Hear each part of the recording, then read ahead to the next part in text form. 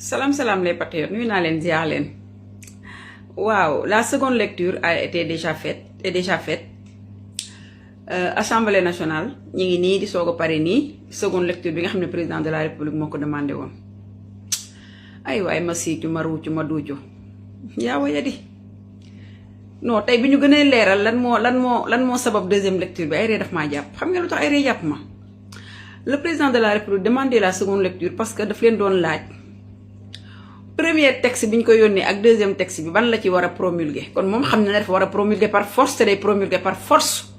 waaw parce que ñun ñoo ko jaayoon askan bi te ce gouvernement là c'est un gouvernement pastéfien mu neex leen moom la mu naqari leen moom la.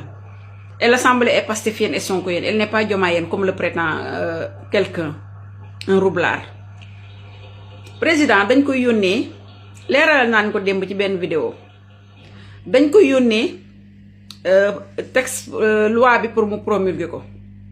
biñ ko yónnee pare ñu gis ne bu njëkk biñ ko yónnee dafa am benn erreur matérielle mooy lu ndaw mën na nekk point mën na nekk virgule mais lu xam ne changé wul dara ci texte bi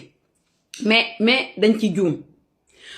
léegi après bi ñu rendre compte que ne dañ ci jum ñu yónnee ko beneen deuxième loi bi nga xam ne moom la war a promulguer mais ñu ne ko bi ñu ko njëkk a yónnee bu mu ci tenir compte maanaam na ko sànni fële na ko xotti. D'ailleurs sax le conseil juridique la Ndiaye la qui est un nafiq comme son mentor jël ko ne leen dinañ waaw bii bi dañ koy sànni bii moom dañ koy xotti sànni duñ ko tenir compte dinañ tenir compte ci deuxième bi ngeen ñuy yónnee ñu yónnee ko deuxième bi xanaa kon kay wax ji waroon na jeex foofu. Déedéet le président de l'Assemblée nationale woowaat le président de la République ne ko loi bi ñu leen yónnee pour la promulgation dafa am benn erreur matérielle bu ci nekk mais yónnee nañ leen beneen loi bi ñu rectifier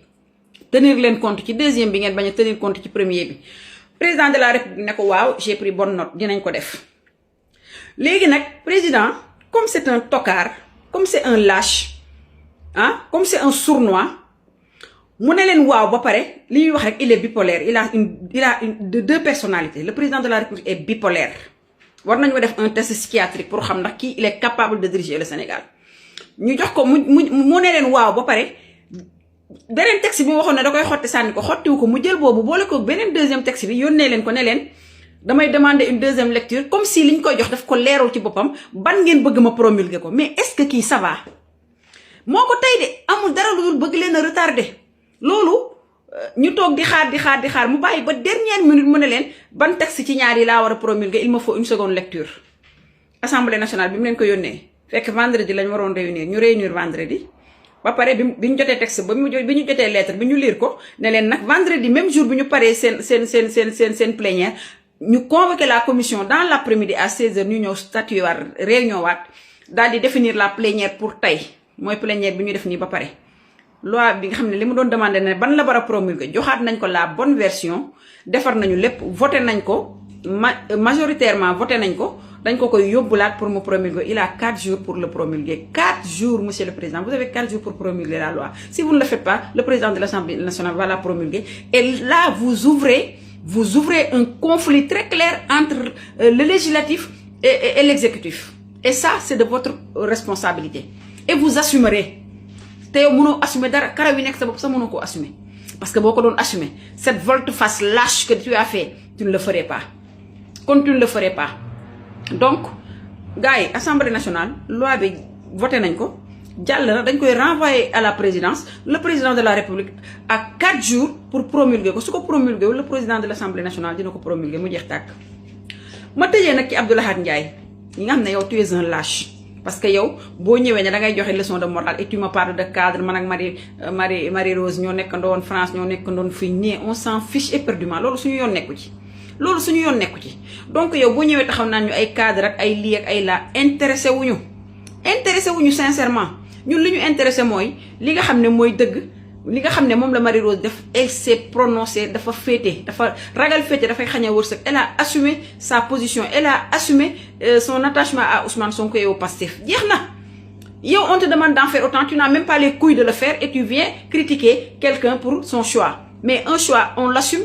un choix ça s'assume boo ko mënul assumer bul choisir c'est simple ñun on n'a pas de compte à te rendre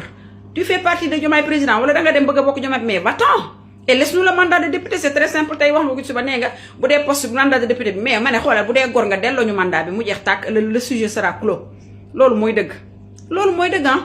ñeneen ñi nga xam ne nag ay Pape Djibril Fall ak ay Thierno Alassane Sall ak c'est perdu de la République ñooñu nga xam ne xamuñu sax luñ fu ñu jëm ñoom ndeysaan ils se sont égarés ce sont des moutons égarés ñu ñëw taxaw au lieu ñu wax ci le sujet ñu taxaw naan waa sénégalais yi ñu ngi leen di xaar lii la mais foutez-nous la paix ñun ñoo gën a xam ne sénégalais yi ñu ngi ñuy xaar parce que ñoom ñoo ñu voté pour ñu changer Sénégal te foofu la ñu nekk ci dinañ ko def incha allah dama ne yéen vous ne représentez pas les sénégalais alors arrêtez de parler au nom des sénégalais yéen ñaar ñooñu gaaw a jooy moomu ak mbay wëndeelu moomu may leen day jàmm nit ñi vous ne représentez pas les sénégalais lambda yéen kenn xamul lan ngeen kenn xamul ay député ngeen kenn xamul leneen lu dul jaxase sénégalais yi defu leen ko lu dul mettre le doute dans l'esprit des sénégalais defu leen ko vous êtes des irresponsables kon may leen ñu jàmm ñu avancé di tëj nag ci Cheikh Bara boo tëddee nelaw sa ginnaaw ba nag ma ne yow la communication politique au Sénégal fi ñu toll nii yaa ko yore moo tax mu leen di déranger ba ñuy wut 100 personnes yoo xam ne dañu bëgg a ñëw ci réseaux sociaux yi pour dénigrer Cheikh Bara commencé na nag waaye nag tiituma ni ma ñàkkee tiital Ousmane Sonko ci bu waree tontu dina tontu boo leen ba ñu mat sàmm duma leen ba xëlam leen suuf loolu laa noonu laa dalale sama xel ci yow ndax ñu ñàkk fay ay sëñ bay rakimaan un détourneur de d'argent nu mu tudd nuñ koy wooye sax koo xam ne abus de confiance ci lay dund fen ci lay dund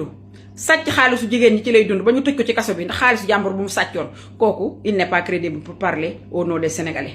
Françoise Hélène Gaye taxawoon fi ne mooy bàjjenu Adji Sarr une prostituée politique kooku elle n'est pas crédible pour parler au nom Mafal un drogué de la dernière heure ki nga xam ne moom ay jigéen ñoo koy dundal nekk ci Europe bi amu fi benn njëriñ nekk États-Unis te amu fa njëriñ dañ koy dundal muy tëdd ko jóg tux mande ba xamul fu muy taxaw wala fu muy teg tànkam kooku du ñu recevoir des leçons de morale de lui donc il n'a qu'à la boucler dama ne ñooñu ñoo génn ne dañuy contrer Cheikh Bara ak waa ay républicains di taxaw Cheikh Bara Cheikh Bara il a de l'importance parce que il est devenu le sujet de conversation préféré de l'opposition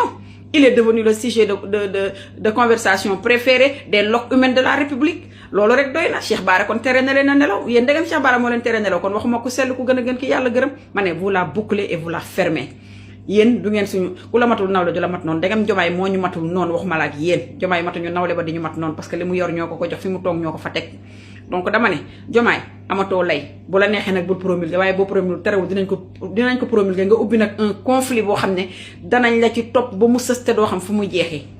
ñun nag encore une fois on n'est pas une assemblée bi nga xam ne c'est mécanique Ousmane Sonko danaan ñu def leen ñuy def déedéet on est une majorité responsable une majorité très responsable lépp lu fa président indi loo xam ne dafay dem ci jafe-jafe askan bi dafay defar jafe-jafe Sénégal lépp luñ fa indi loo xam ne lu yenu maanaa la loo xam ne sénégalais dinañ ci gis seen bopp ma ne ñun don de soi pour la patrie la ñu woote li ñëpp bokk na ci ñëpp jot lépp lu fa président indi quel que soit nos conflits politiques dañ koy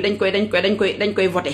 dañ koy voté parce que askan bi moo ko moom dañ koy voté parce que askan bi moo ñu fa teg dañ koy voté parce que dañoo bëgg li ñëpp bokk ñëpp jot ci dañ koy voté parce que la souveraineté du Sénégal moo ñu ñor moo taxoon ñuy xeex waaye lépp lu mu fa indi pour boppam ak njabootam ak sa sale coalition ñamu mbaam boobu kenn du ko voté loolu na leer ci boppu président lu mu fa indi loo xam ne dafay gàllankoor suñu leader Ousmane Sonko kenn du ko voteel lu mu fa indi loo xam ne jëriñul Sénégal kenn du ko voteel loolu na ko def ci boppam dama ne bu dee loolooy tax mu dissoudre assemblée nationale na pare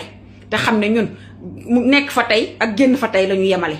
nekk assemblée tey ak génn fa tey la ñu yemale bu paree te mënu koo dissoudre tant que décembre jotul bu décembre jotee bu ko neexee na ko dissoudre waaye bu ko dissoudre na am fitu wàccam ñun sur le terrain ñu duma ko ba xëlam ko suuf bu ñemee na ko dissoudre bu décembre jotee ñun tiituñu loolu ndax ñun duñu ay militants alimentaires ñi ñu fal ci liste Pastef yépp ñoo xam ne dañoo amoon seen liggéey wala ñu toogoon am seen activité di ci tedd